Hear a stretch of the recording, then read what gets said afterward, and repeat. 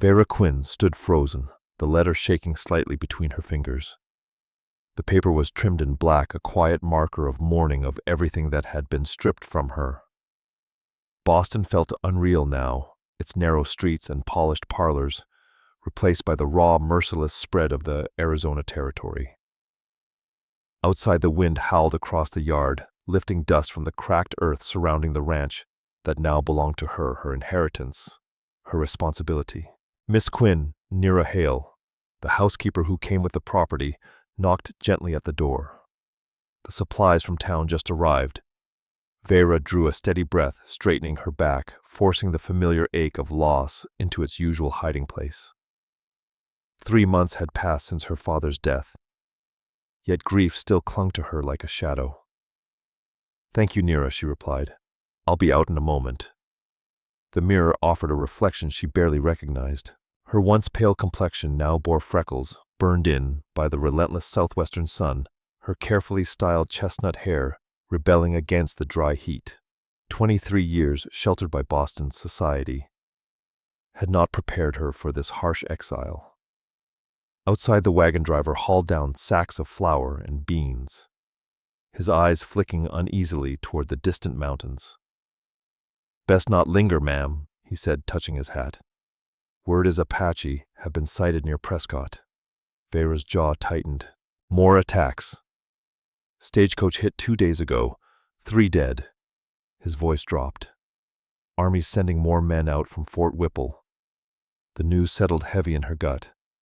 Only a week after arriving, she had seen the blackened remains of a neighboring homestead, smoke still clinging to the air, shallow graves marking the dead. That night she dreamed of painted faces, of screams and fire swallowing everything her father had built in this unforgiving land. "Thank you for the warning, Jory Carr," she said, pressing a coin into his hand. "Will you be safe heading back?" "Got my rifle, ma'am. They don't usually come this close to town in daylight. Usually." The word echoed as she watched him drive off the wagon, carving a fading trail of dust behind him. Her father's letters had promised opportunity, never mentioning the constant fear that defined frontier life. What would Solvin Quinn think now, seeing his protected daughter standing watch on his porch, scanning the horizon for danger? Miss Veyra Nira called from inside. "Sheriff Carr's coming up the drive." Grateful for the interruption, Veyra smoothed her skirts. Sheriff Carr had been her father's friend and now handled his estate. His visits were one of the few remaining ties to order and familiarity. "Sheriff," she greeted as he dismounted, noting the strain in his weathered face. "Is something wrong, Miss Quinn?" He removed his hat, revealing hair streaked with gray. "I'm afraid I've brought troubling news. Army caught an Apache scout watching your land yesterday." Cold washed through her. "Watching me." "Can't say for sure," he admitted. "But Eldrin Malron believes they may be planning something." He paused. "Have you reconsidered Captain Drex Malron's offer of protection? The fort could spare men." "No." The answer came sharp pride, pushing back fear. "I won't abandon my father's legacy at the first threat. This ranch is all I have left of him." The sheriff sighed, his tone softening. "Your father was stubborn too. Seems it runs in the blood." He gestured toward the house. "At least let me inspect the place. And I want Hollis Carr's boy staying overnight when he brings the next delivery. No woman should be alone out here, even with help." She agreed, though the thought offered little comfort. As they circled the property, Sheriff Carr pointed out weak spots, promising reinforcements for doors and windows. "The trouble is," he said, eyes fixed on the mountains, "we never know where they'll strike. They move like ghosts." That evening after he left, Veyra sat on the porch watching the sunset bleed fire across the desert sky. The beauty caught in her chest. How could something so deadly be so breathtaking? The saguaro cacti stood like silent sentries, their shadows shaped like warriors on watch. Movement along the ridge drew her gaze, a lone rider, distant and indistinct. She reached for the rifle her father had insisted she learn to use, but by the time it was in her hands, the figure was gone. Imagination. Or the scout returning.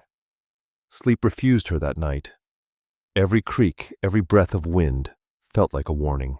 Near dawn, exhaustion finally pulled her under, carrying dreams of a man with obsidian eyes watching from the dark.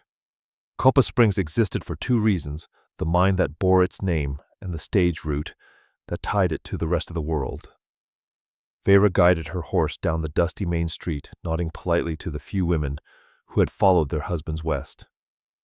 Their curious looks lingered. The Boston heiress pretending to be a rancher was still a novelty. Miss Quinn Voss Calder called from his general store. "Your order came in on yesterday's stage." She dismounted and tied her horse to the post, the desert sun beating down as she stepped forward. "Any mail for me, Voss Calder?" "Just newspapers," he replied. 3 weeks old, but better than nothing." He chuckled and vanished into the back room. The store carried the warm scent of coffee and worn leather, a small comfort against the dust and heat outside. Veyra Quinn drifted along the shelves as she waited, adding a few items to her basket: a fresh notebook, peppermint candies that stirred memories of home. The door swung open, letting in a rush of hot air and the sharp jingle of spurs. She turned. A tall man in an army uniform stepped inside Captain's bars, catching the low light. "Miss Quinn," he said, removing his hat to reveal close-cropped blonde hair. "Captain Drex Malron. I don't believe we've met." Veyra offered a courteous smile. "Eldrin Malron's son, I presume." "The very same." His blue eyes lingered, openly assessing her. "My father mentioned he spoke with you about protection for your ranch." "He did." She faced the shelf again, lifting a tin of tea. "And I declined." "With respect, ma'am, that was before we captured the Apache." His voice dropped. He was carrying this. Veyra's breath caught as she looked at the object in his hand. A hair comb, hers. She had lost it during her first week at the ranch, assumed it had slipped into the dirt somewhere. "Where did he get this?" she whispered, taking it with trembling fingers. "That's what I'd like to know." Malron's expression hardened. The savage wouldn't talk, even under questioning. The meaning hung heavy between them. Veyra had heard the rumors about the army's methods. What happened to him escaped last night. "Killed a guard." Malron's jaw tightened. "We'll find him." "We always do." Voss Calder returned with her parcels, eyeing the captain with unease. "Everything all right?" Fine, Veyra said, quickly gathering her things. "If you'll excuse me, Captain, I need to be back before dark." Malron followed her outside. "At least let me escort you. These roads aren't safe." "Thank you, but I know the way." She swung into the saddle with practiced ease, grateful for the riding lessons Solvin Quinn had insisted upon years ago. "Good day, Captain." As she rode off, she could feel his gaze burning into her back. The comb seemed to scorch her, pocket proof that an Apache warrior had been close enough to take something that belonged to her. Had he been inside the house, the thought sent a chill through her. The sun dipped low when she spotted smoke ahead. Heart pounding, Veyra urged her horse on, praying it wasn't her ranch. Relief flooded her when the familiar roofline appeared intact. The smoke rose beyond her boundary from the land where Bram Holt kept his cabin. Reason told her to turn back to lock her doors and wait. Instead, she veered toward the smoke, driven by the same stubborn resolve that had carried her west. The cabin still stood, but the small barn beside it burned fiercely. She found Bram Holt near the trough, crumpled in the dirt. Dismounting, she rushed to him. Blood soaked his shirt, spreading from a wound in his chest. His eyes fluttered open at her touch. "Miss Quinn," he rasped. "Run!" A sudden war cry tore through the air, freezing her where she knelt. Veyra turned slowly, terror tightening her throat as she faced 3 mounted Apache warriors. Their faces were streaked with paint, their expressions unreadable. One dismounted and approached, tall, powerfully built, his features set like carved stone. Unlike the others, he wore no war paint, only a single eagle feather threaded through long black hair. Veyra reached for Bram's rifle, but he struck it aside with ease, looming over her. She braced for death. Instead, he spoke in clear, accented English. "You should not be here, white woman." Veyra stared. "You speak English. Better than you speak Apache." A brief hint of a smile touched his mouth, then vanished. He glanced at Bram, then back at her. This man is dead. Others will come. You should go. You killed him, she shot back, fear giving way to anger, like the people on the stagecoach. Something flickered in his dark eyes, surprise perhaps, or pain. I have killed many men, he said evenly. This one was not by my hand. One of the warriors called out sharply in Apache. The tall warrior answered sharply, never once looking away from Veyra Quinn's face. My brothers are not patient, he said. They believe you have seen our faces. He paused, voice hardening. They say you must die. Veyra lifted her chin, refusing to let fear show. Then why am I still alive? The warrior studied her in silence, his gaze steady as if carving her image into memory. Because I chose otherwise. He stepped back and motioned toward her horse. Ride fast, white woman. Do not look back. She hesitated, unwilling to turn away. Why would you spare me? Instead of answering, he reached into the pouch at his waist and pulled out something that caught the dying light, her silver hair comb. This is yours, he said, holding it out. I found it near the stream at the edge of your land. Veyra stared from the comb to his face. You're the one they captured. The scout. I am called Raik. He placed the comb into her palm, his fingers brushing hers for a fleeting heartbeat. Now go before I change my mind. She mounted quickly, hands trembling as she gathered the reins. Just as she turned her horse, his voice stopped her. Veyra Quinn. Hearing her name from his lips sent a chill through her bones. The mountains have eyes, he said quietly. Remember that. She drove her heels in and rode hard away from the burning cabin, away from the warrior who knew her name. Behind her, Bram Holt's home collapsed in a roar of flames, sparks spiraling into the darkening sky. Night had fully fallen by the time she reached her ranch. Nirahale hurried to her side, fretting over her torn skirts and tear-streaked face, demanding answers. Veyra offered only the bare truth. Bram's cabin burned, the old man dead. She said nothing of Raik, nothing of the way his eyes had seemed to look straight through her, nothing of the strange warmth left by his touch, nothing of how he had spoken her name as if it already belonged to him. That night she dreamed of him again. The Apache warrior who had spared her life stood on the ridge above her ranch in her sleep, a silent watcher guarding against a coming storm. News of Bram Holt's death raced through Coppa Springs by morning. By noon, a posse had formed, led by Sheriff Carr and Captain Drex Malron. They arrived at Veyra's ranch, grim-faced vengeance written in every line. You're certain it was Apaches? Sheriff Carr asked, notebook open on his knee as they sat in her parlor. Yes. Veyra poured coffee, her hands betraying her nerves. 3 of them. Malron leaned forward. Did you recognize any? Was one taller than the others? An eagle feather in his hair. The precision of the description made her breath hitch. Why do you ask? That would be, Raik, Malron said, his tone edged with contempt. The one who escaped our custody. Did you see him? Veyra hesitated, his face vivid in her mind. Why had he spared her? What would become of him if she spoke? I don't recall, she said at last. It all happened so fast. Malron's eyes narrowed. You're fortunate to be alive, Miss Quinn. Apaches don't usually leave witnesses. Perhaps they were interrupted, Sheriff Carr offered. Or maybe they wanted to send a message. Either way, Malron said you can't stay alone out here. This is my home, Veyra replied, setting down her cup. I won't leave it. Then accept protection. Malron pressed. I'll station 2 men here. No. The word came out sharper than intended. She softened her tone. Thank you, but Nirahale's son arrives from Tucson tomorrow. He'll be staying. It was a lie born of desperation, and an unwillingness to have Malron's men watching her every move. The captain studied her but let it pass.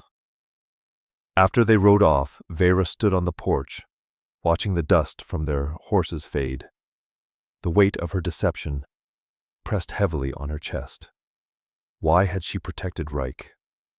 He was Apache, everything the settlers feared, and yet he had returned her comb. He had spared her life. And when she accused him of murder, there had been something in his eyes, an emotion that didn't fit the monster Malron described. Nira Hale stepped beside her. "I've drawn you a bath, Miss Veyra. You look like you could use it." Veyra managed a tired smile. "You're a blessing, Nira." Later alone in her room, she sank into the copper tub, letting the warm water wash away dust, fear, and the memory of dark eyes watching from the ridge. Her thoughts drifted back to Raik, to his flawless English, his calm authority. "I chose otherwise," he had said, as if her life were his to grant. The audacity of it should have angered her. Instead, she found herself wondering what else he might claim. She slid beneath the water, hoping it would cool the heat rising to her cheeks at such dangerous thoughts. Later, dressed in a plain cotton nightgown, Veyra Quinn sat at her vanity and reached for her comb. The silver caught the lamplight, scattering tiny stars across the wall. Raik had carried it, had returned it when he could have kept it as a trophy. Why? A sound outside made her start, the unmistakable thunder of an approaching horse. Veyra moved to the window, easing the curtain aside. In the moonlight, a lone rider came hard toward the house. Heart pounding, she snatched Solvin Quinn's pistol from the bedside drawer and hurried downstairs. Nira Hale was already at the door, peering through a narrow crack. "It's Jory Carr," Nira whispered. "Hollis Carr's boy from town." Veyra lowered the pistol as Nira opened the door. Jory stumbled inside, face pale beneath his freckles. "Miss Quinn," he gasped. "Pa sent me to warn you. There's a war party headed this way, 20 braves at least. An army scout just rode into town." When Veyra asked, her mouth gone dry. "Tonight, from the north." Jory glanced nervously toward the dark. "Pa says you should come to town now. Sheriff Carr's raising men." Veyra didn't hesitate. "Nira, pack only what we need." Jory readied the wagon. Within minutes they were on the road.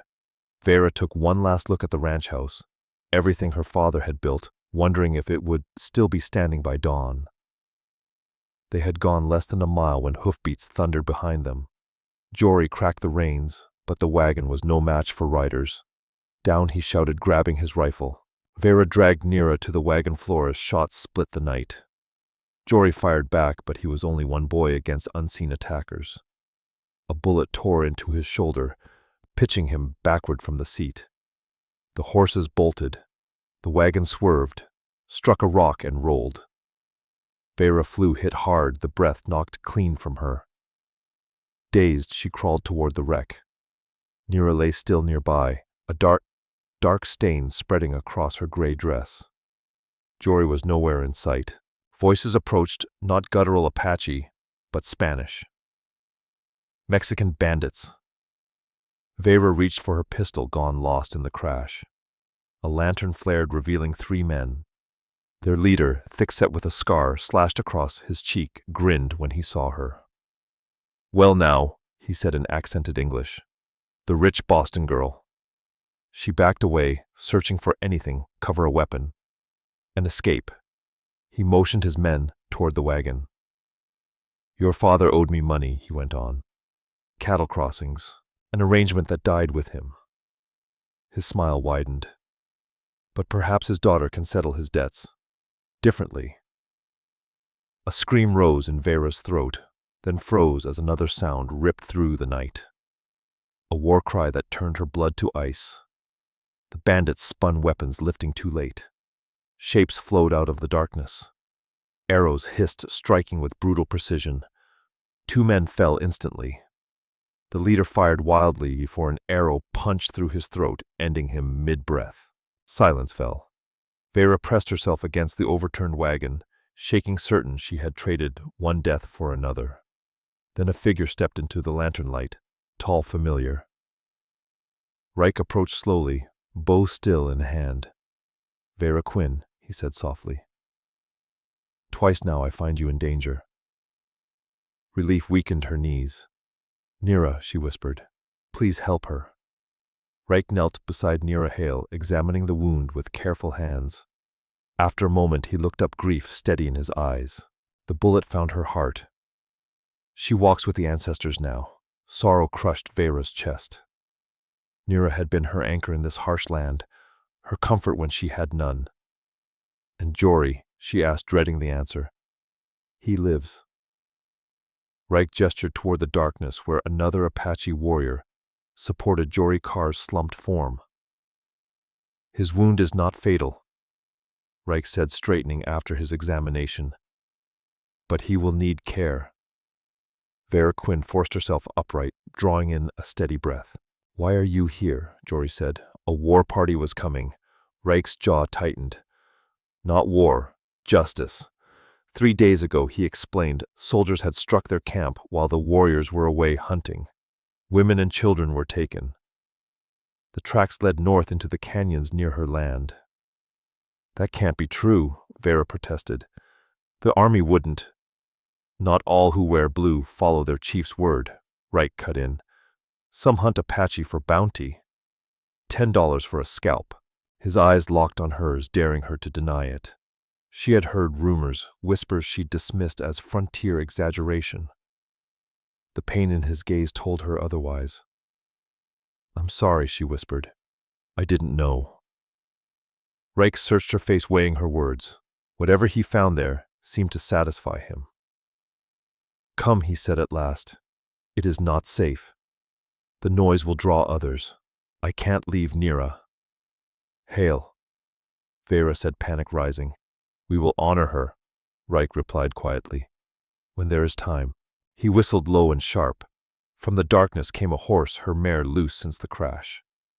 Can you ride? Veyra nodded, though her body ached from the fall. Raik lifted her into the saddle, his hands firm at her waist. Another warrior brought Jory Carr, settling him carefully onto a second horse. Where are we going? Veyra asked. Raik mounted behind her, his presence solid and warm at her back. To safety. His breath stirred the hair at her temple.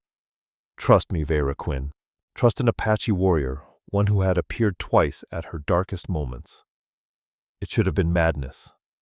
And yet, as they rode into the night, she leaned back against him, surrendering to the strange calm his presence gave. They traveled through darkness along paths invisible to her eyes. Raik guided the horse with barely a touch, moving as one with the animal.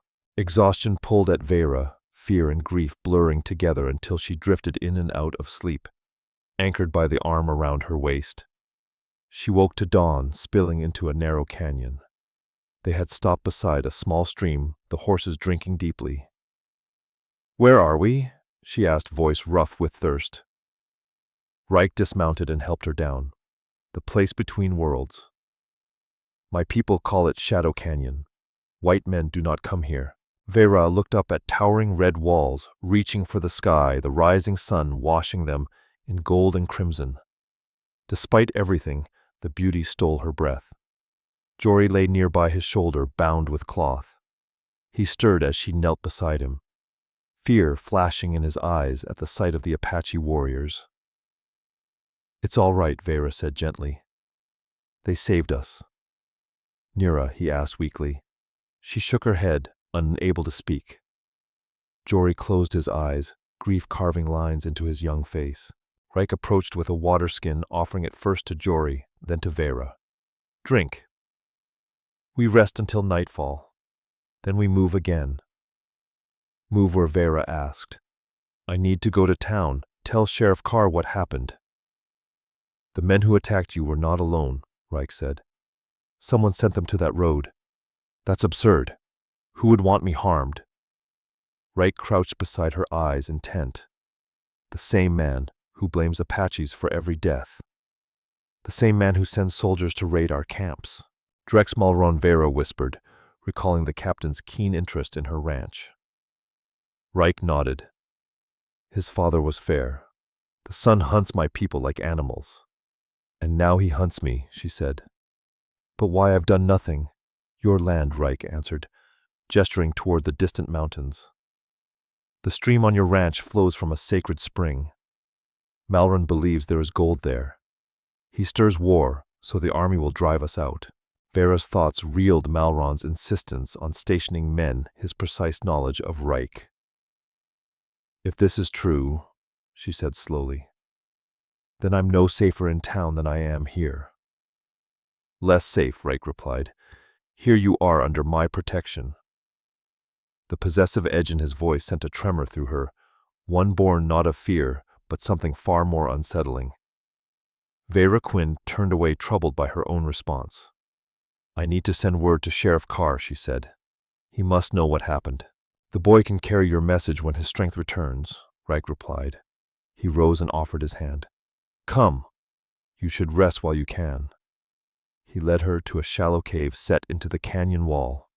Furs had been laid carefully on the stone to form a simple bed. Outside, other warriors moved through camp with quiet efficiency, their presence more felt than heard. This is your home, Veyra asked, taking in the few clay pots, the tools, the weapons arranged with deliberate care. One of them, Raik said, motioning for her to sit. I move between worlds, Veyra Quinn. Like you. She lowered herself onto the furs, grateful for the relief. I don't understand. You were born to one life and forced into another, he said, settling across from her legs, folded on the hard earth. So was I. Curiosity overcame her caution. Tell me. Raik was quiet for a long moment, his gaze distant. My mother was Chiricahua Apache. My father was an army scout. They lived in peace until raiders destroyed our camp. My mother hid me among the rocks. A missionary found me and took me to his school. That's how you learned English, Veyra said softly. He nodded. Your language, your books, your God. But I never forgot my mother's ways. When I was 16, I returned to my people. Were they angry? Some were. Others saw value in one who could walk both paths. A shadow crossed his face. Yet I belong fully to neither. To the white man, I am only Apache. To my people, I carry the mark of the other world. The loneliness in his voice echoed something deep within her. I understand, she said quietly. Since my father died, I feel unmoored. Boston is no longer home, but neither is this land.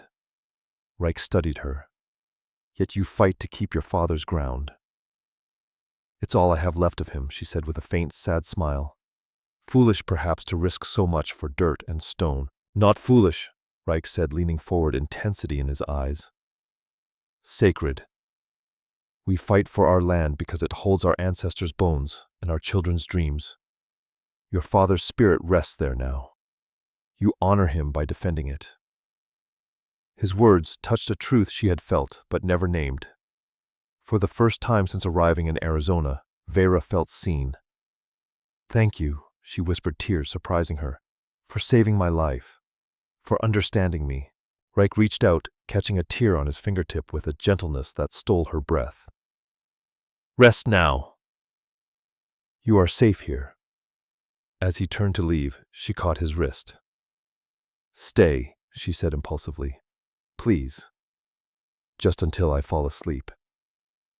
He hesitated, then settled beside her, his back against the stone. Veyra lay down, keenly aware of his closeness, of the steady rhythm of his breathing. Raik, she murmured, as sleep claimed her. What does your name mean? His hand brushed a loose strand of hair from her face. One who sees far. One who watches. She drifted into sleep with his words echoing softly, and for the first time since Solvin Quinn's death, her dreams held no fire or blood. Only mountains beneath an endless sky. Voices woke her, low, urgent Apache words she couldn't understand. The cave was empty. Raik was gone. Sunlight angled through the entrance late afternoon by its slant. She rose stiffly, muscles aching from the ordeal. Her dress was torn, her hair tangled, yet those concerns felt distant now. Outside she found Jory Carr by a small fire, his arm secured in a sling of deerskin. His face brightened when he saw her. Miss Quinn, thank God you're all right. She knelt beside him, checking the bandage. How do you feel? Better, ma'am, he said, managing a weak smile. That man Raik, Jory said, shifting carefully. He put some kind of herbal poultice on it. Burned like fire, but the pain's less now than it was. Veyra Quinn glanced across the canyon. Several warriors stood gathered near the far wall, voices low but heated. Karn, the one they called Black Knife, argued fiercely, his gestures sharp. Raik stood apart, rigid, watching. "What's going on?" she asked. Jory shrugged his good shoulder. "Been like that near an hour." Karn's mighty upset about something. He lowered his voice. "Miss Quinn." "Are we prisoners here?" "No," she said with more certainty than she felt. "Raik saved our lives. He won't harm us." As if called by her words, Raik broke away and walked toward them. His face was grave, the lines around his mouth carved deeper than before. "There is news from the settlement," he said without preamble. "The army claims Apaches attacked your ranch last night and killed your housekeeper. They are forming a war party to hunt us." Veyra stood abruptly. "That's a lie. It was Mexican bandits. Drex Malron must know that." "Malron leads the soldiers," Raik replied. "They will come to these mountains. We must move deeper into Apache land. But we have to tell the truth," she insisted. "Sheriff Carr will believe me." Raik's words fell heavy. "Sheriff Carr is dead." The air seemed to leave her lungs. "Dead shot in his office last night. They say Apache arrows." Raik's jaw tightened. "My people were not there." The loss struck her like a blow. Sheriff Carr, steady and fair, her father's friend and protector. Gone. "Malron," she whispered. "It's all coming together.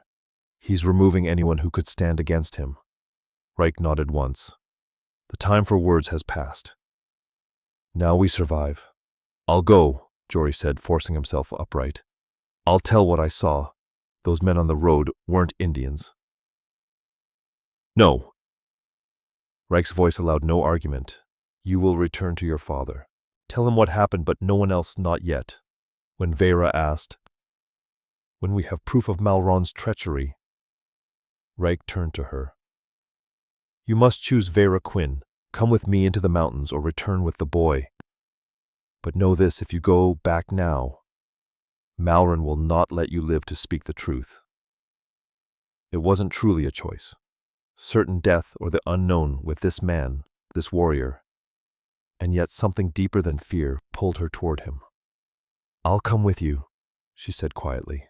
Relief flickered in Raik's eyes, brief and unspoken. He nodded, then turned to Jory. "We take you as far as North Ridge. From there you can reach the settlement by morning." They left at dusk, moving single file along narrow trails, threading the mountains. Veyra rode behind Raik, watching the powerful lines of his back as he guided them through the dark. Who was this man who walked between worlds, who spoke of honor and commanded warriors with the same calm breath? They reached the ridge before midnight. Raik dismounted and helped Jory down. "Follow that star," he instructed, pointing skyward. "Keep it over your right shoulder until dawn. You'll see the settlement lights before sunrise." Jory nodded, pale but resolute. "What about Miss Quinn?"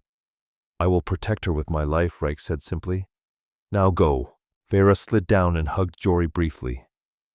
"Tell your father what you saw and be careful who you trust." They watched until the boy vanished into the darkness. Then Raik turned back to her. "We must move. Malron's men will search at dawn." She gathered her skirts, preparing to remount. "Where are we going?" "To the land of my ancestors," Raik said softly. "A valley hidden deep in the mountains where the springs run clear even in the driest season." They rode on through the night, climbing higher as the other warriors split away, fanning out to watch for pursuers. Now it was only the two of them, moving like ghosts through a landscape that felt half dream, half waking world, beneath the moon's silver wash. Veyra Quinn found herself watching Raik as they rode. The clean line of his nose, the sharp planes of his cheekbones that marked his heritage. His hair, black as a raven's wing, fell loose past his shoulders. He was nothing like the men of Boston, gentlemen in tailored coats who spoke of trade and profit over brandy and cigars. Raik carried his strength openly without vanity, moving with the smooth certainty of a hunter. Yet the respect he showed her was deeper than anything she had known among so-called civilized men. "You are staring," he said without turning a trace of amusement in his voice. Heat rushed to Veyra's cheeks. "I was only wondering about your people," she replied. "And where you're taking me." Raik slowed his horse as this trail widened, allowing her to ride beside him. "It is a sacred place. Few white eyes have seen it. Then why bring me?" He was silent for a long moment, his profile etched sharply against the night sky. "Because you chose truth over fear," he said at last. "Because you look with eyes that want to understand." He glanced at her. "And because you have nowhere else to go." The blunt honesty should have stung. Instead, Veyra smiled. "Fair enough." They crested a ridge just as dawn broke in pale gold over the eastern horizon. Below them lay a valley unlike anything she had seen in Arizona, a living ribbon of green cradled between towering red cliffs, a silver stream winding through its heart. "It's beautiful," she breathed. "This is Whispered Valley," Raik said. "My mother's people have guarded it for generations." As they descended, Veyra saw dwellings tucked into the cliff walls, traditional Apache wickiups, alongside small stone and wood structures that spoke of permanence. Children paused in their games to watch them pass. Women looked up from morning tasks, curiosity plain on their faces. Raik led her to a dwelling set apart built into a natural alcove. "You will stay here," he said, helping her down. It was my mother's home. Inside the space was simple but warm furs and woven blankets laid on a raised sleeping platform, clay pots for cooking and storage, a fire pit centered beneath a smoke hole. What startled Veyra most were the books. A small shelf rested in a rock niche. "Your books?" she asked, running her fingers along the worn spines. "From my years with the missionary," Raik said, remaining near the entrance as if hesitant to step fully inside. "Rest. I will send food." Before he could leave, she turned. "Raik, I have nothing. No clothes. No necessities." A faint smile touched his mouth. "The women will help you. Ask for Yara. She speaks some English." After he left, Veyra explored further. Alongside the books, mostly religious texts, but also Shakespeare Dickens, and a battered copy of The Last of the Mohicans. She found small objects that told of a life divided, a tarnished silver mirror, a china cup painted with roses, an army compass etched with initials. Yara arrived soon after, a middle-aged woman with gentle eyes and a face traced by fine lines. She brought clothing, a soft deerskin dress, and moccasins, and guided Veyra to a screened stream where willow branches offered privacy. "Raik says you Boston woman," Yara said as she combed the tangles from Veyra's hair. "Very far from home." "Yes," Veyra answered quietly. "Very far." Yara nodded. "Raik also far from home, always between." "Between what?" "Between worlds. Apache ways and white man ways." Her fingers were careful kind. Now maybe not so alone. Color warmed Veyra's cheeks. "We barely know each other." Yara chuckled softly. "Eyes speak before mouth. I see how he watches you, how you watch him." Before Veyra could reply, another woman called out beyond the willows. Yara answered in Apache, then turned back. "Come. Council meets. Raik asks you attend." Veyra followed her to the center of the settlement, where a large fire burned low and steady. The men of the tribe sat in a wide circle, faces grave in the growing light. Raik motioned for her to sit beside him. The council spoke in Apache, passionate yet orderly. Each man held a feather while speaking, passing it on when finished. Veyra understood none of the words. Yet the weight of the moment was unmistakable, written clearly in their expressions. At last, Raik turned to her and shifted into English. "My people must hear what you witnessed. Tell them about the attack. Tell them about Drex Malron." Veyra Quinn drew herself upright, suddenly aware of every gaze fixed upon her. She spoke of the Mexican bandits who ambushed them on the road, of their leader's claim that her father owed him money, and of Malron's unsettling behavior in town. "He wants my land," she finished, voice steady, "and he's willing to start a war to take it." An older warrior answered in careful English, "Why, white chief, kill for your land? Many empty lands." "The water," Veyra said, understanding dawning. "Raik told me the stream on my ranch comes from a sacred spring. Is it here, this valley?" Raik nodded, grim. "We call it the water of life. It rises in the mountain's heart, flows through our lands, then reaches yours. Malron believes gold lies there. The pieces locked together. If he drives the Apache away and takes my ranch." Veyra said, "He controls the water and the gold. He becomes rich," the elder finished. "Old story. White men hunger for yellow metal." The council debated on Raik translating the essentials. Some urged an immediate strike. Others cautioned that not all settlers were enemies. When the voices quieted, Raik asked her, "What should we do?" "We need proof," Veyra said after a moment. "Something that forces Governor Joran Hale to investigate. Without it, it's my word against a respected army captain. And how do we find proof?" "The bandits," she answered. "If we capture one alive, make him confess who hired him." Raik shook his head. "Their camp was found yesterday. Empty. They fled south." Her hope dipped, then steadied. "Then we search my ranch. Malron must have left something. Letters, maps, anything." The council agreed.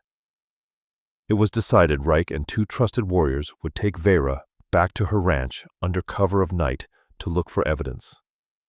As the circle broke, an elderly woman approached, face deeply lined, eyes clouded with age. She spoke softly in Apache, her gnarled hand reaching to touch Veyra's hair. "My grandmother," Raik said gently. "Isha. She sees." Isha's voice flowed like water over stones. When she finished, she patted Veyra's cheek and shuffled away. "What did she say?" Veyra asked. A strange look crossed Raik's face, wonder perhaps. "She said you carry fire in your hair and water in your heart. Together we will either save both our peoples or destroy them." He hesitated. "She called you my destiny." The word hung between them, heavy and unspoken. Veyra looked away, first, pulse quickening. "I should prepare for tonight," she murmured. Raik nodded, his mask settling back into place. "Rest while you can. The path will be dangerous." Through the day, Veyra kept busy learning the Apache ways. Yara showed her how to grind corn into meal, how women wove baskets so tight they could hold water. Children, shy at first, crept close to touch her auburn hair, whispering with wonder. As evening neared, she returned to Raik's mother's dwelling and found him waiting, worry etched on his face. "What's wrong?" "Scouts report soldiers in the foothills," he said. "They searched the canyons. We must wait another day." She hid her disappointment with a nod. Another day, for Malron to tighten his grip. "Come," Raik said suddenly, offering his hand. "There is something I want to show you." Curiosity won out. Veyra placed her hand in his. His skin was warm and calloused, his grip gentle but certain as he led her along a narrow trail behind the settlement and into the rocks. They climbed in silence, breath and bird song the only sounds. The path steepened. Raik steadied her over the hardest places, hands firm at her waist, hers resting briefly on his shoulders. Each touch sent a quiet awareness through her. She caught the scent of leather and a wood smoke, and when his eyes met hers, there was a warmth that stole her breath. They reached a small plateau high above the valley. As they stepped out from the narrow trail, Veyra Quinn caught her breath. Before them lay a natural pool fed by a waterfall spilling straight from the rock face. Steam lifted from the surface, veiling the air in pale mist. "The sacred spring," Raik said quietly, "the source of the water of life." Veyra moved closer, kneeling at the edge, stunned by the crystal clarity. "It's warm," she murmured, "heated from deep within the earth." Raik crouched beside her, letting his fingers trail through the pool. My people believe it heals. Is that why Drex Malron wants it? Raik's expression hardened. For profit. Men like him would bottle this water, sell it to wealthy whites chasing miracles. And the gold? He shook his head.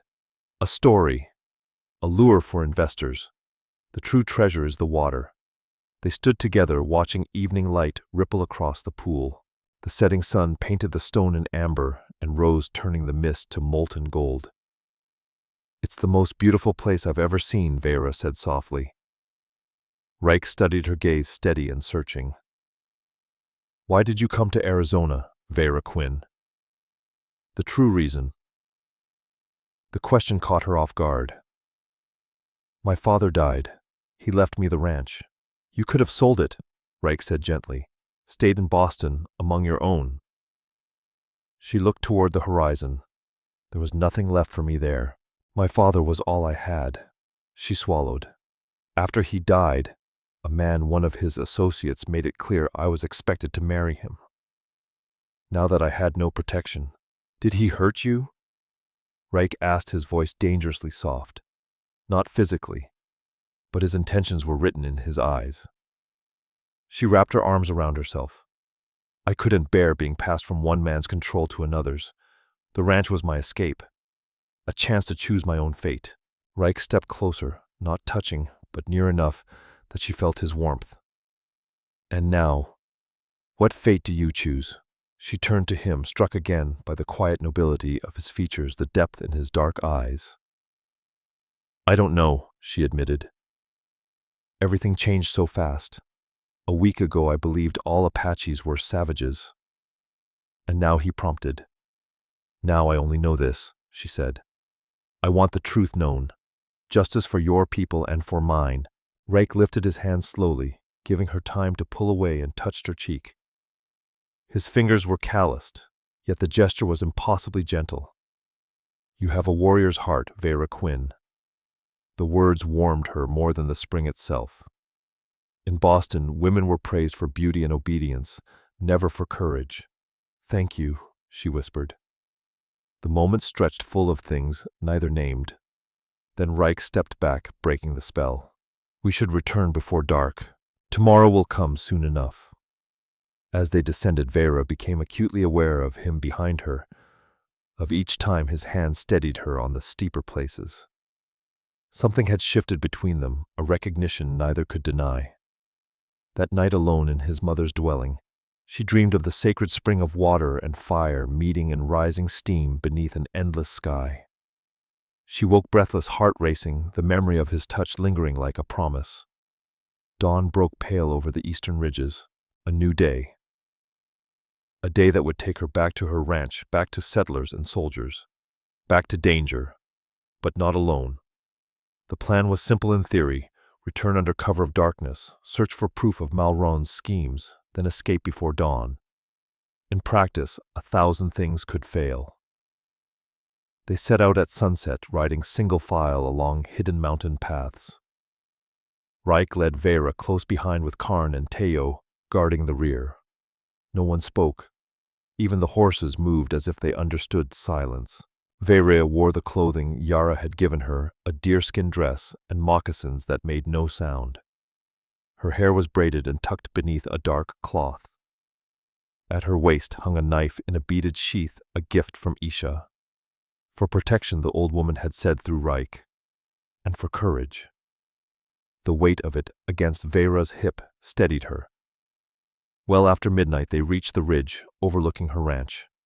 Raik raised a hand, signaling them to halt, then beckoned her forward. Below the ranch lay, washed in moonlight, the house dark, the barn door ajar, cattle shifting uneasily. But what caught her eye was the tent near the corral and the two men seated beside a small fire. Soldiers, Raik whispered. Drex Malron has left guards. Veyra's heart dropped. We'll never reach the house unseen. Raik studied the scene below, eyes sharp, measuring distance and timing. There is a way. He turned to Karn, speaking quickly in Apache. Karn nodded once, then vanished into the darkness with Teo.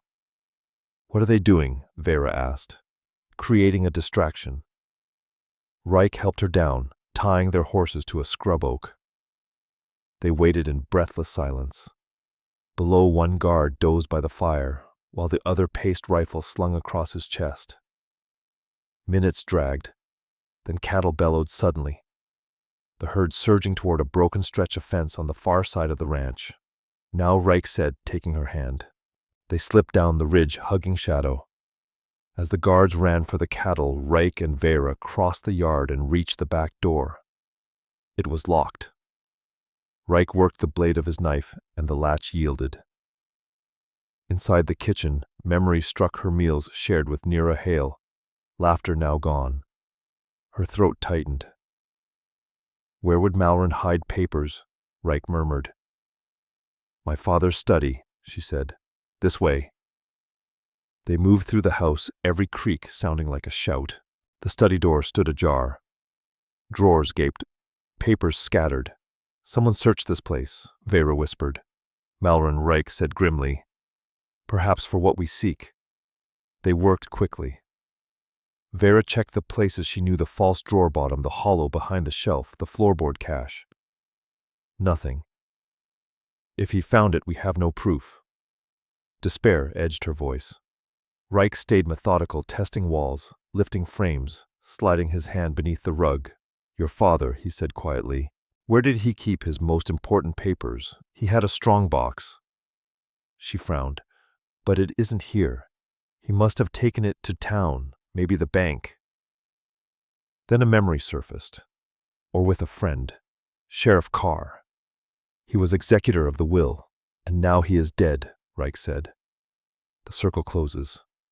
Voices outside cut the air. Guards returning early. "We must go," Raik urged. They slipped back toward the kitchen, but the front door opened. They pressed into the parlor's shadows as boots crossed the hall. "Check upstairs," a familiar voice ordered. "I want this place secured before dawn." "Malron." Raik's hand went to his knife. Veyra touched his arm, a silent plea.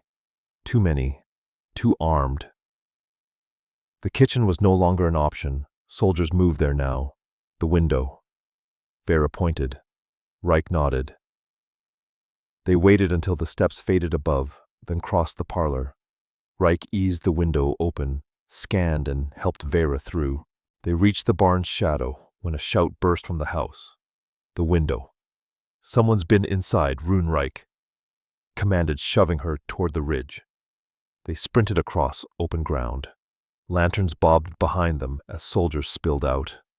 A rifle cracked. Dust jumped at their feet. They reached the foot of the ridge and began scrambling up the steep slope as more shots cracked the night. Veyra Quinn's lungs burned her legs, shaking with strain, but fear drove her on. Raik stayed close, gripping her arm when the ground turned treacherous. Halfway up, she felt him falter. He sucked in a sharp breath and stumbled. When she turned, he pressed a hand to his side. His fingers came away slick and dark. "You've been hit," she gasped. "Keep moving," he said through clenched teeth. "Almost there." She slid her arm around his waist, bearing his weight as they climbed. Below, soldiers reached the ridge base, their shouts echoing. At the crest, Karn and Teo appeared, bows drawn. Arrows flew, buying precious seconds as Veyra and Raik reached the horses. Raik vaulted into the saddle despite the wound and hauled her up behind him. They fled into the dark along trails too narrow for pursuit. He never slowed, though she felt the rigid tension in his body, the warmth of blood soaking his shirt. "Hold on," she whispered near his ear. "Please, hold on." Near dawn, they entered the hidden valley. Raik slid down, face gray in the growing light. Veyra caught him as he staggered. "I need help," she called. "He's been shot." Women rushed from the dwellings and guided them to a larger lodge, the healing place. Raik was laid on furs. Isha, the old grandmother, appeared at once, hands already working herbs. Out, she ordered in firm English, waving the others away. Then pointing to Veyra, "You stay. Help." Under Isha's direction, Veyra helped remove the bloodied shirt.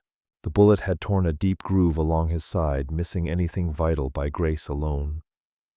He had lost blood. The wound burned red. Isha packed it with fragrant herbs, sage and pine, then bound it with clean cloth. Raik stayed conscious, silent, his dark eyes fixed on Veyra, as if drawing strength from her presence. When it was done, Isha nodded. "He lives," she declared, "strong like mountain." She patted Veyra's hand. "You stay. Watch." Alone with him, Veyra sat close and took his hand. "You shouldn't have risked yourself," she murmured. His fingers tightened around hers. "My choice," he breathed. "Always." Exhaustion softened the strong lines of his face. She brushed a loose strand from his forehead. "Rest. I'll be here when you wake." His eyes closed. His breathing deepened into sleep. Veyra stayed unwilling to break the bond of their joined hands. Outside, dawn poured gold into the valley. Hours later, Yara found her keeping vigil. "You need rest too," she said gently. "Come, eat. I will watch him now." Reluctantly, Veyra stepped outside. The settlement hummed women, cooking and weaving, children laughing, men mending tools. Life endured. Karn approached with a wooden bowl of stew. "Raik's strong warrior," he said in careful English. "He will heal." "Thank you," Veyra replied, accepting it. "For everything." Karn studied her solemn. "Raik believes in you, so we believe." He hesitated. "Never before Apache warrior risk life for white woman. He sees something special." Warmth spread through her. "I see something special in him too," she admitted. Karn nodded as if confirming what he already knew. "When he wakes," Karn added, "tell him soldier camp found, 2 miles south of your ranch. Many men." Veyra's thoughts sharpened. "Drex Malron is gathering forces," she said. "Yes," Karn replied. "Preparing. War's comin'." With that grim warning, Karn left Veyra alone in the hush of her thoughts. She returned to the healing lodge where Raik lay still, caught in deep slumber, his body working to mend. She settled beside him again, watching his chest rise and fall with every steady breath. Her eyes wandered over his face, the strong nose, sharp cheekbones, and firm jawline. A warrior's face, yet now so vulnerable. Somehow it had become familiar, dear, and yet what kind of future could ever grow between an Apache fighter and a woman raised in Boston society? Their lives were carved from 2 different worlds. But tonight, none of that mattered. Here in the soft shadows of a mountain lodge, it was just him and her, and something between them that no war or boundary could explain. As dusk spilled across the hills, Raik stirred. His eyes opened, and the first thing they found was her. "Veyra," he rasped, voice thick from sleep. "You're still here." "I told you I wouldn't leave," she said gently.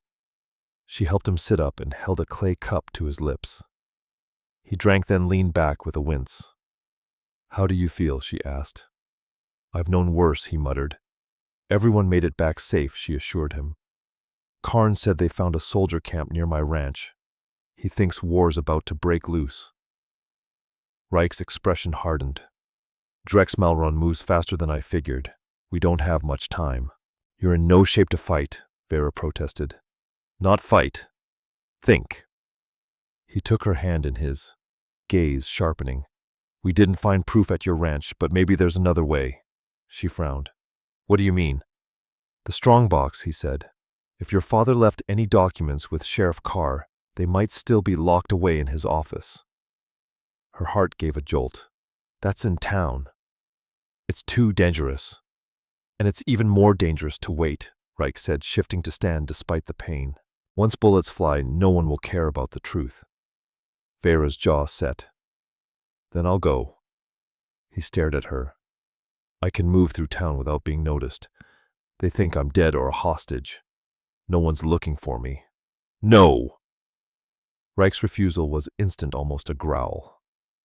"It's the only shot we've got," she pressed. "You're wounded."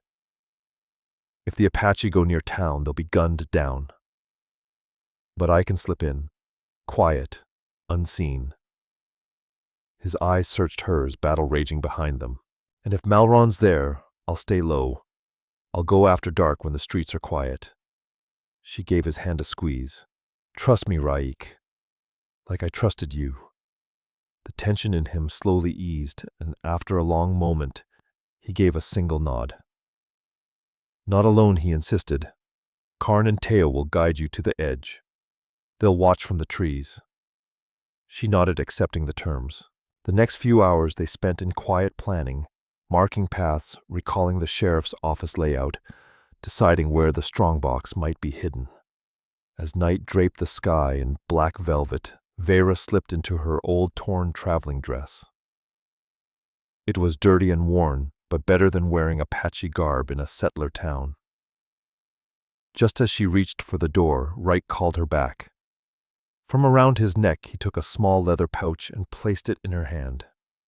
"Take this," he said softly, "for protection." She looked at it curiously. "What is it?" "A medicine bundle. Stone's herbs and a feather, from the eagle that saved my life as a child. My grandmother made it when I returned to our people."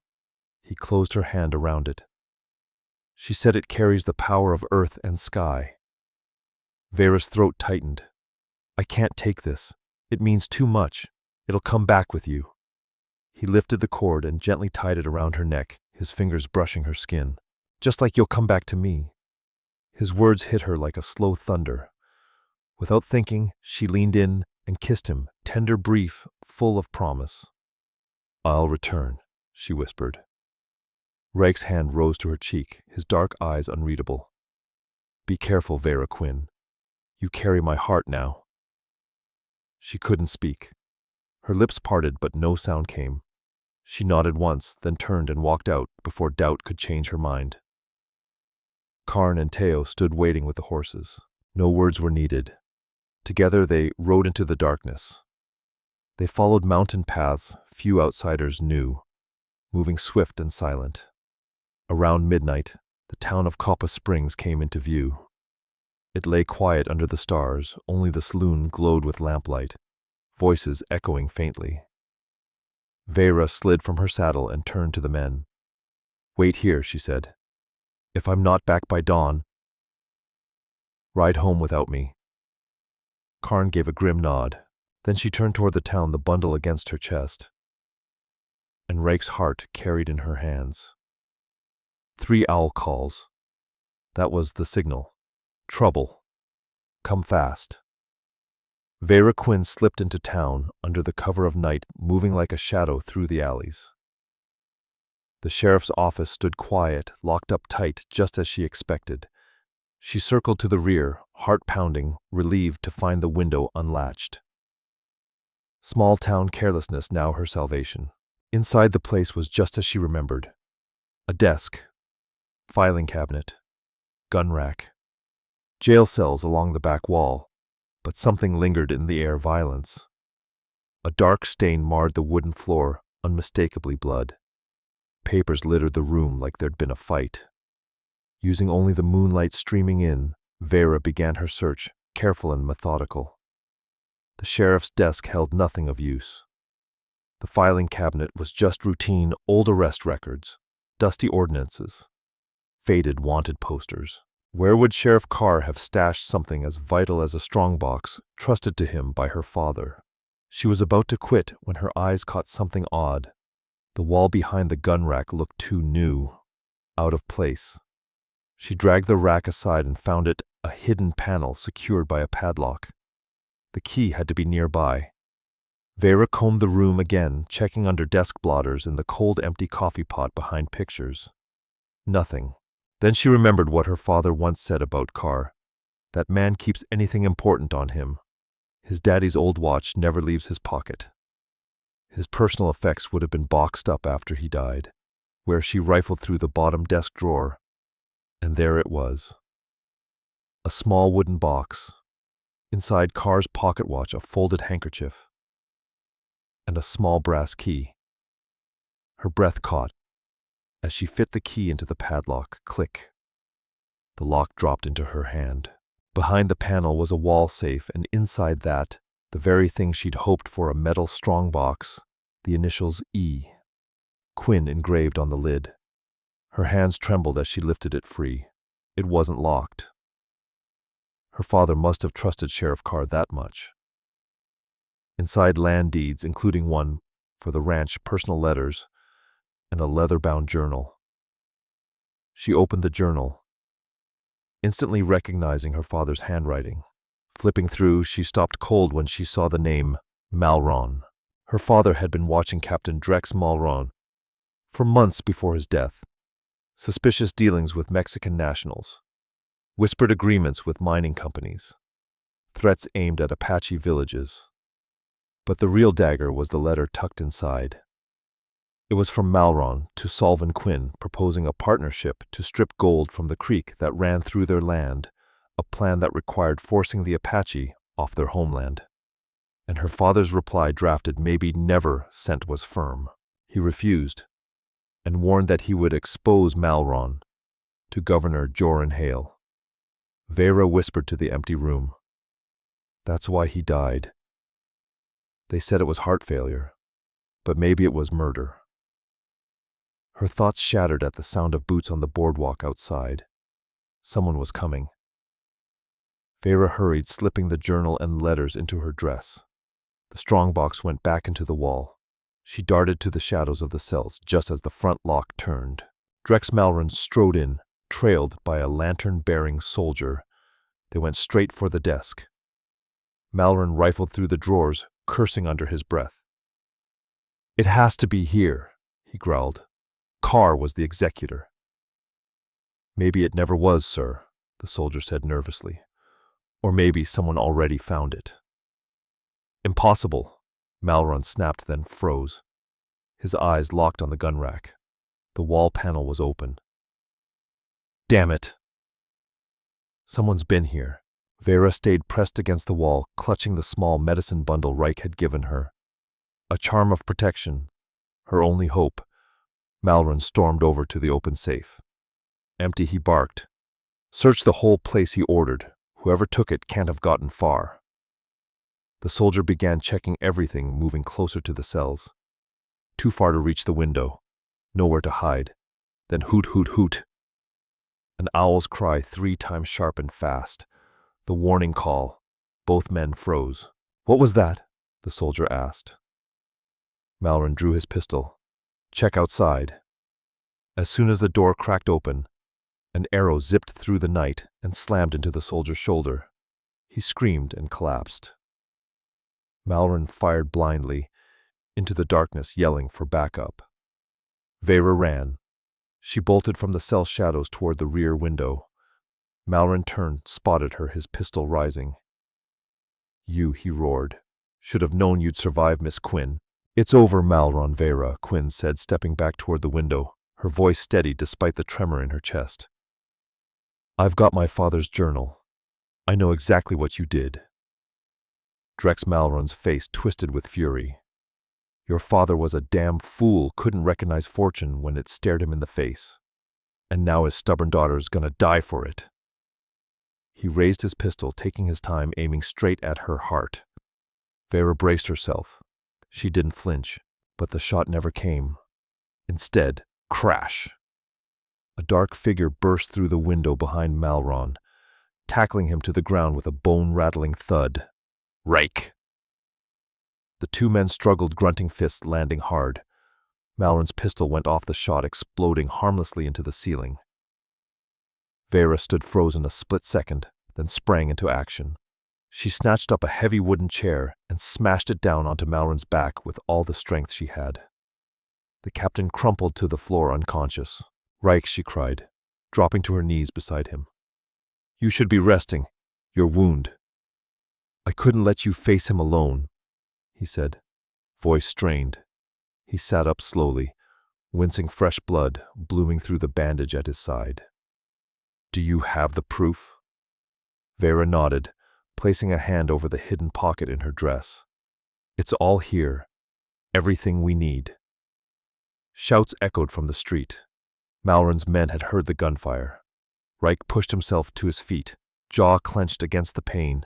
We have to move. Now! They scrambled out the back window. Karn was waiting in the shadows with the horses. Teo lay on the ground nearby, clutching his leg, blood soaking through his pant leg from a bullet wound. Help me get him up, Raik ordered, hoisting the injured warrior onto a horse. Veyra climbed behind Teo to steady him. Raik and Karn mounted quickly, and without another word, they bolted into the night. Behind them, the town roared to life, hooves pounding, voices shouting orders. They're gaining, Veyra called, glancing over her shoulder as they raced through the trees. Raik looked back, face tight. There's another route through Devil's Canyon, Karn growled. That pass was buried last winter. Rockslide took it out. Not all of it. There's still a narrow way, dangerous, but it might hold. Veyra's heart raced. She remembered the stories travelers crushed in that ravine. Do it, she urged. It's the only chance we've got. They veered off the main trail, galloping through thick underbrush until the canyon appeared like a wound in the land. A narrow slit between sheer rock walls. Raik raised a hand. Single file. Hug the right side. They entered the ravine slowly. The horses picked their way over loose gravel. One misstep and they'd tumble into blackness below. Veyra focused on Raik's broad back, her grip tightening on Teo's waist. The silence was unnerving, broken only by the occasional clatter of hooves, dislodging stones that skittered into the abyss. Halfway through, Teo's horse stumbled, sending a cascade of rock tumbling down the cliffside. The sound echoed like thunder. They'll hear that, Veyra whispered. Sure enough, distant voices rose behind them. Lantern lights appeared at the canyon's mouth. Keep moving, Raik barked. There's a wider stretch ahead. They pressed on, shots ringing out. Bullets ricocheted off the canyon walls. Veyra ducked low, shielding Teo. At last the narrow path gave way to a rocky plateau. Raik dismounted, eyes scanning the cliffs. We can bring the wall down, he told Karn. Karn nodded. The two warriors split, each going to a weak point in the rock face. They drew their blades, wedging them into cracks, prying with practiced skill. When it starts to fall, Raik told Veyra, don't look back. Just ride. The soldiers were nearing, voices echoing closer, lanterns bobbing like fireflies. With a rumble, the first stones shifted. Dust swirled. Raik and Karn leapt back onto their horses just as the canyon wall gave way. They galloped forward as a roar of earth and stone exploded behind them. The very mountain seemed to collapse in on itself. The sky filled with choking dust. Shouts behind them were cut off by the deafening crash. When the thunder finally faded, Raik pulled up his horse and turned to look. A wall of rubble now sealed the canyon mouth. We bought ourselves time, Karn said, catching his breath. But Malron's not the type to quit. Then we ride hard, Veyra replied, her hand pressing the journal close to her chest. We get to the governor before he does. Raik gave a weary nod. Tucson, that's where the office is. And without another word they rode, bloodied, breathless, but alive with truth and justice, finally in their hands. That's 3 days' ride, Karn warned, his brow furrowed. Teo needs care, and so do you, brother. Raik gave a faint nod. Then we split. You take Teo back to the valley. He needs healing, and so do you. Veyra and I will ride for Tucson. Karn looked like he wanted to argue, but after a long pause he gave a firm nod. Then may the spirits guide your trail. He helped Teo onto his horse, the younger warrior groaning from the effort. Then the group split, Karn and Teo, riding back into the folds of the mountains. Raik and Veyra turning south toward the territorial capital. They rode through what remained of the night, mostly in silence. Veyra could see the pain etched across Raik's face, even though he never complained. His side wound had torn open. Again, blood had already soaked through the fresh bandage. As first light filtered through the trees, they stopped near a shallow stream to water the horses and tend to Raik's injury. Veyra slid off her horse and rushed to help him down, alarmed by the heat coming off his body. You're burning up, she said, guiding him to sit beneath a cottonwood tree. She dipped a handkerchief into the cool water and pressed it to his forehead. Raik caught her wrist gently, his eyes bright with fever but still focused. "The journal," he rasped. "Show me what you found." Veyra reached beneath her blouse and pulled out the journal and a bundle of letters, laying them on the ground between them. Together they sifted through Solvin Quinn's notes written in a careful hand. They read about the phony gold strikes, meant to fool investors. The plan to redirect the sacred spring for profit. The secret pact with Mateo Cruz and his gang to threaten settlers who refused to sell their land. But the worst was the final entry just 2 days before her father's death. "Malron came today. When I refused to take his deal again and swore I'd report him, I saw murder in his eyes. If anything happens to me, let this serve as proof of his guilt. He did kill my father." Veyra whispered, the fury and grief rising like fire in her chest. Raik reached for her hand, his grip weak, but his touch tender. And now he said quietly, "We bring him to justice. For your father, for Sheriff Carr, for my people." They stayed there for hours. Raik drifted in and out of sleep while Veyra kept watch every sound in the brush, putting her on edge. By late morning, Raik stirred. His fever had eased just enough to speak clearly, though his face was pale. "We should keep going," he said, pushing himself upright with a grunt. "Malron will have riders watching every road into Tucson." "You're not in shape to ride," Veyra protested, alarmed by how unsteady he looked. "I've been through worse." He managed a faint grin. "And I promise to protect you. Can't do that if we part ways." She didn't argue. Instead, she helped him mount, and they continued south, avoiding known trails, taking winding paths only wild animals used. The sun turned brutal by midday, beating down like a curse. Veyra shared her canteen, noting how little Raik drank, saving it for her, even while burning with fever. By the time twilight arrived, they'd only made it halfway to Tucson. They made camp in a dry arroyo, digging a shallow pit and lighting the smallest fire they dared. The night turned cold, and Raik's condition worsened. His breathing was shallow and ragged. He alternated between sweating and shivering. Veyra did everything she could. She bathed his face with cool stream water. She coaxed him to sip from the canteen. She cleaned and rewrapped the bandage with trembling hands. But the wound was red-hot to the touch. Infection had set in despite the herbs Isha had packed. "You need a doctor," she murmured as the sky began to pale with the first breath of dawn. "No doctors between here and Tucson?" he said, his voice barely more than a rasp. "We keep moving." "You'll die," she said fiercely. Blinking back the tears, "Raik, please." He reached up and touched her cheek, tracing the line of a tear with his thumb. "Then I die doing what I was meant to do," he whispered. "Protecting you, saving what matters." "I won't let that happen," she said, capturing his hand and pressing it against her face. "Do you hear me, Raik? I forbid it." A faint smile ghosted his lips. "So stern, Veyra Quinn. Is this how Boston women speak to warriors?"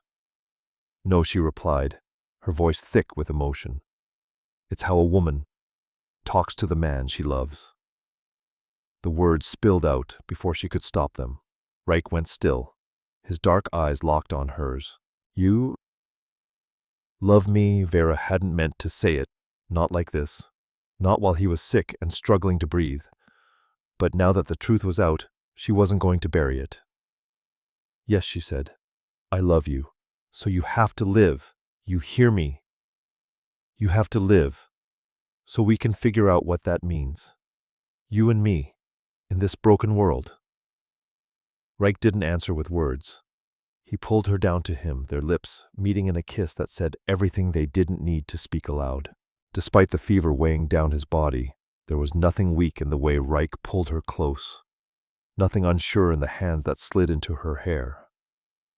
His kiss was fierce and sure, as if staking a claim that ran deeper than words.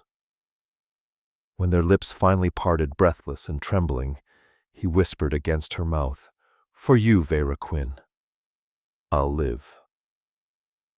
At first light they broke camp. Raik insisted he was strong enough to ride, though every breath he took said otherwise. Veyra rode behind him, her arms wrapped tight around his waist, lending him the strength he wouldn't ask for. By midday, shadows moved on the horizon riders. A patrol of soldiers moving north along the main road to Tucson. Veyra wasted no time guiding their horses into a narrow ravine, hearts pounding, waiting for the hoofbeats to fade. Once the danger passed, Raik spoke low but clear. Malron's men will be watching every approach to the governor's office. We need a better plan. Veyra's eyes narrowed. What if we don't go to the governor? What if we send the evidence instead? Raik hesitated. Send it with who? We can't trust anyone. She thought hard. Jory Carr, his father's stagecoach line still runs to Tucson. If we got word to him, too risky, Raik cut in. The boy's got courage, but he's green. If Malron's men catch him. Then we make a distraction, Veyra said with a fire in her voice. Something to pull their attention away while we slip through. Even-fevered Raik's mind remained razor-sharp. He nodded slowly. Fire. He looked at her with newfound clarity. South of your ranch, Malron's men have a supply camp. If it goes up in flames, they'll scramble to put it out. That leaves Tucson's road wide open. But who sets the fire, she asked. You're not fit to walk, let alone ride hard. And I can't do it alone. My people will help, he said, sitting straighter in the saddle, summoning strength from some deep-buried place. There's an Apache camp about half a day southeast. We'll reach it by nightfall. They veered from their course, cutting across the foothills. As dusk fell, smoke curled into the sky, campfires nestled in a quiet valley. A ring of wickiups stood like silent sentinels. At first warriors met them with caution, but when they saw Raik, they stepped aside. Inside the largest lodge, a chieftain sat cross-legged, his face weathered like stone cliffs, eyes sharp as arrowheads. Raik spoke in Apache, his voice steady despite his pain. When he finished, the old man nodded solemnly. He will help, Raik told Veyra. His warriors will light the fire, and his healer will see to my wound. That night Veyra watched anxiously as the tribe's medicine man bent over Raik. He cleaned the angry gash with gentle hands, murmuring sacred chants as he applied a dark green poultice made from crushed roots and wrapped it with fresh cloth. By sunrise the fever had broken. Raik looked pale, but the heat was gone from his skin. Apache medicine, he said with a faint smile. Works best when you've got a reason to live. His gaze lingered on her. The memory of her words, I love you, hung unspoken between them. Veyra flushed, but held his gaze. She meant every syllable. By noon they rode out with 4 Apache warriors tasked with lighting the fire. The plan was simple at midnight. Attack the supply camp, burn wagons, scatter supplies, raise chaos. While Malron's men scrambled, Veyra and Raik would make their dash into Tucson. That night, hidden on a ridge, they watched the camp below. Soldiers moved lazily through their routines, unaware of what the dark held. When the flames rise, ride hard, Raik told her. Don't stop until you reach the governor's door. I'll follow. No, Veyra said, steel in her voice. We ride together. I won't leave you behind. Before he could answer, the stillness shattered. Apache war cries tore through the night. Fire roared up from tents and wagons. Soldiers scrambled in panic. Now Raik barked. They rode hard, slipping down the far side of the ridge. Behind them, the orange glow of destruction lit the sky. They didn't look back. By dawn, Tucson rose on the horizon, its adobe buildings golden in the morning sun. As they entered the outskirts, they slowed, trying to blend in. Raik had hidden his traditional garb under a soldier's coat, but his proud features and long dark hair, hastily tied, still marked him as Apache. The governor's office stood on the main street, a small building draped with the territorial flag. Veyra scanned the area. No sign of Malron's men. It worked, she whispered. They're all chasing shadows. They dismounted. Raik grunted at the pain as he swung down but said nothing. Veyra clutched the journal and letters to her chest like they were made of gold as they climbed the steps. Inside, a clerk looked up startled by their worn, dust-covered appearance. "May I help you?" "We need to speak to Governor Safford immediately." Veyra said, her voice clear and unshaken. "It's a matter of life and death." "The governor is in a meeting," the clerk said. "Tell him Veyra Quinn has proof-hard evidence of Captain Drex Malron's crimes against both settlers and the Apache," she said, her voice cutting through the silence. "Tell him innocent lives are at stake if he won't see us now." The clerk hesitated, uncertain, then gave a quick nod and slipped through the back door of the office. Moments later, he returned. "The governor will receive you now." They were led into a grand room where a man in his 50s beard trimmed neat rows from behind a heavy oak desk. His eyes were sharp, assessing. "Miss Quinn." "I take it," said Governor Joran Hale, eyeing their worn appearance. "And your companion?" "This is Raik," Veyra answered with calm resolve. "A leader among the Chiricahua Apache." "And?" She paused, then lifted her chin. "My betrothed." If the governor was shocked by that declaration, he didn't let it show. "I understand you have something I need to see regarding Captain Malron." Veyra stepped forward, placing the weathered journal and accompanying letters on his desk. "These belong to my father, Solvin Quinn. He chronicled everything before his death, which I now believe wasn't an accident.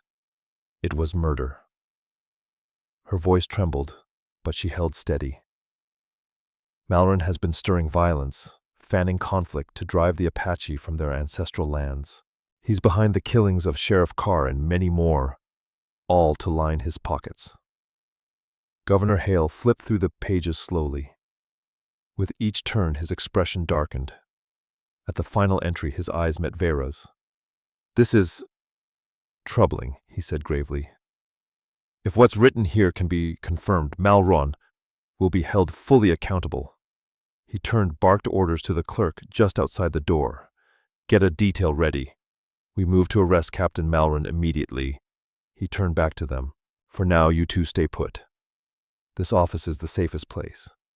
"There's more," Raik said at last, his voice steady, though his body still bore the marks of his wounds. "My people have suffered too long under Malron's hand. If there's ever to be peace between our nations, that truth must be spoken aloud." Governor Hale regarded him thoughtfully. "And you speak on behalf of your people. I speak for those who still believe peace is possible," Raik replied. "For those who see this land as sacred, not something to be conquered, but shared with respect." The governor nodded slowly. "A rare and noble view. Once this business with Malron is done, we'll revisit that discussion." But just then, chaos erupted outside, shouts, stomping boots. The door slammed open, the clerk breathless and pale. "Governor, Captain Malron is here with armed men. They're demanding Miss Quinn be surrendered to them." Veyra instinctively stepped closer to Raik. He straightened in his seat, one hand already inching toward the blade at his waist. Governor Hale's face turned hard as stone. "Looks like the captain's just made his last mistake." He marched outside, leaving Veyra and Raik peering through the window. Below, Drex Malron, dismounted in a fury, soldiers fanned behind him, soot from a recent fire smeared across his once immaculate uniform. "I demand the immediate surrender of Veyra Quinn and that savage Apache," he roared. "They're guilty of murder and sedition. You're the only one facing justice today," Captain Governor Hale replied coolly. "I have documents linking you to crimes against settlers and Apache alike. Your career is finished." Malron's face twisted with fury. "You fool! These savages killed dozens. They're beasts that must be exterminated."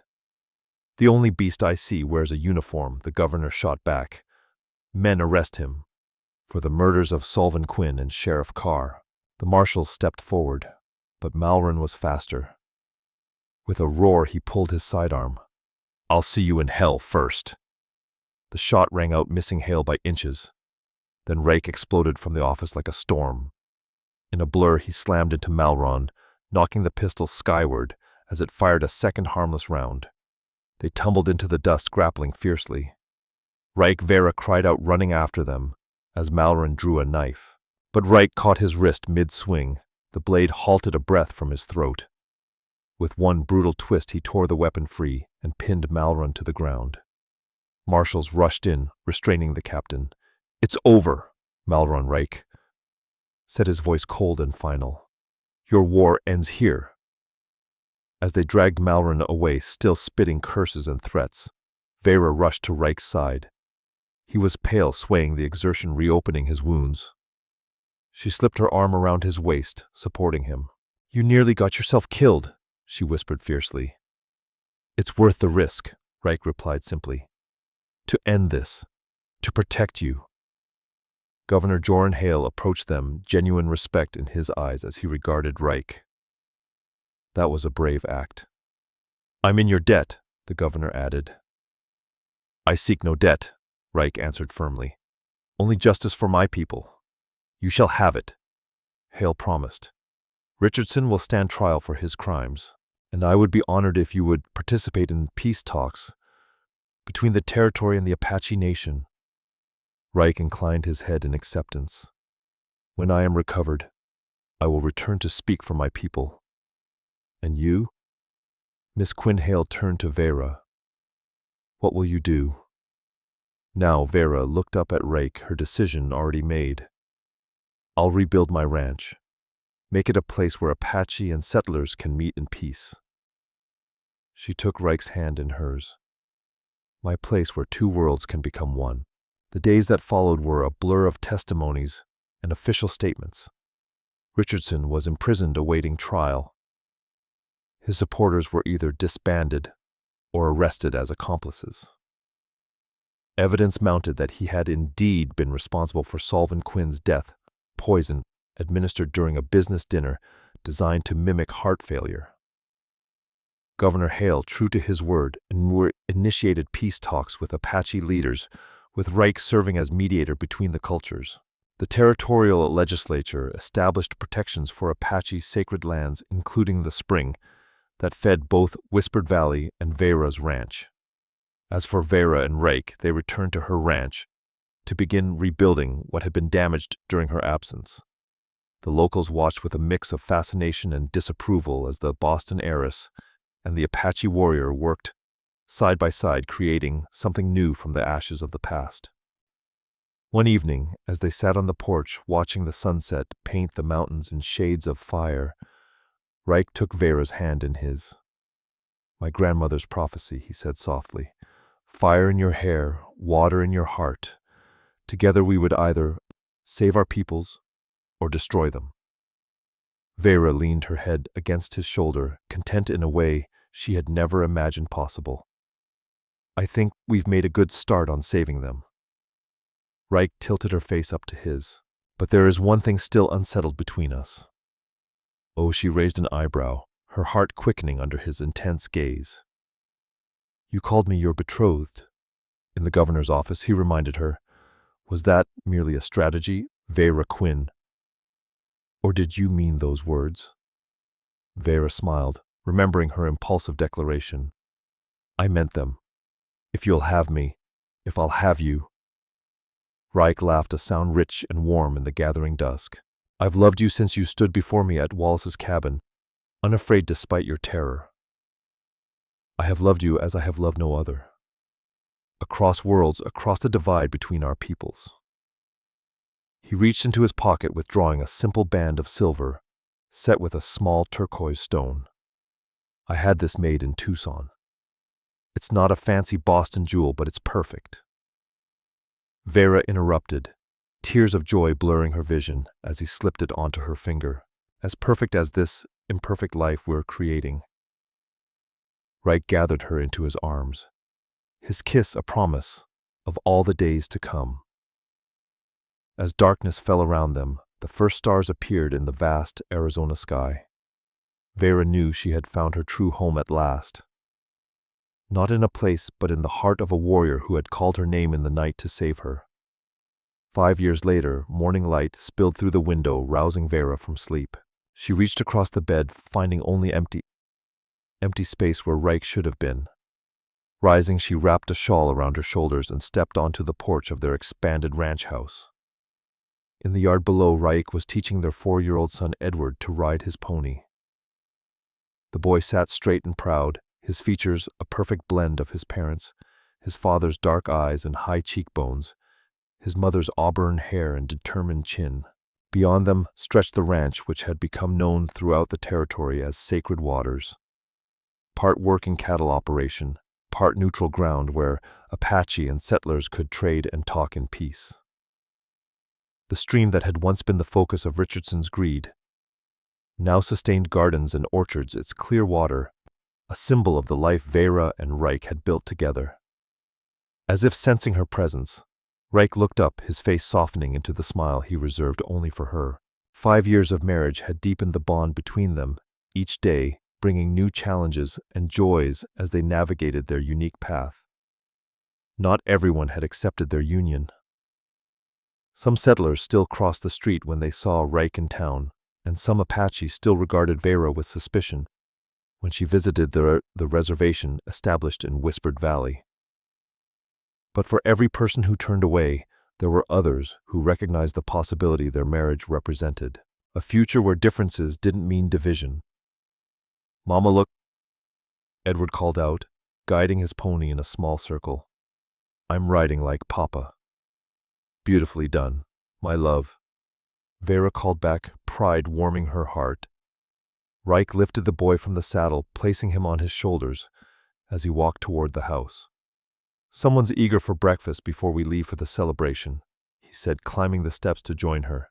Today marked the 5th anniversary of the peace treaty between the territorial government and the Apache Nation, a treaty that had held strong despite tensions and occasional setbacks.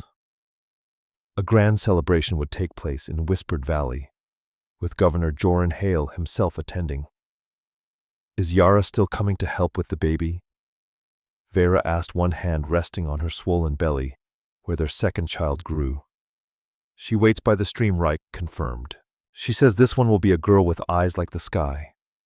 Veyra smiled, picturing a daughter with Raik's strength and her own stubbornness. "Your grandmother's gift of seeing seems to have passed to Yara." They prepared for the journey to Whispered Valley, loading supplies into the wagon that would follow while they rode ahead on horseback. Edward chattered excitedly about seeing his Apache cousins, easily switching between English and Apache as children do.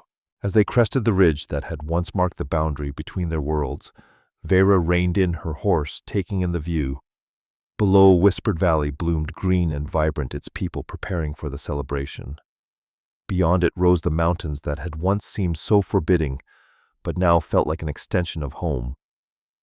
Raik brought his horse alongside hers, reaching across to take her hand. "Happy?" he asked simply. Veyra met his gaze, seeing in his eyes the same wonder she felt at the life they had created from unlikely beginnings. Beyond words, she answered truthfully.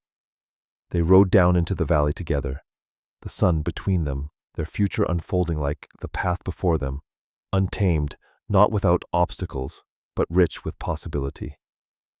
In a land where water meant life and the sun burned away illusions, they had found a truth stronger than prejudice, more enduring than hate. Veyra Quinn had once cursed the Apache's name. Now she bore it proudly alongside her own, a symbol of 2 worlds that had become one in the sacred waters of love. Thank you for staying with us until the end.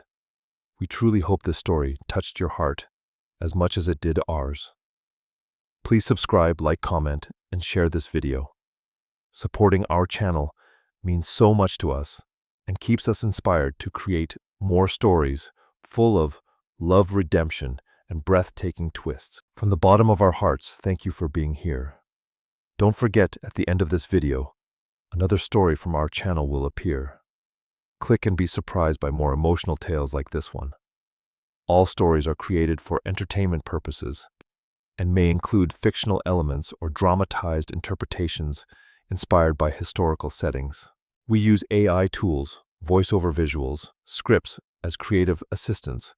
However, all content is reviewed, refined, and edited by humans, to ensure emotional authenticity and storytelling quality. We fully comply with YouTube's policies regarding AI-generated content and do not use any deepfake techniques or misleading recreations of real individuals. All visuals and supporting materials are properly licensed. Sharing, re-uploading, modifying, or distributing any part of this content in any form requires written permission. We appreciate your support and respect for original creative work.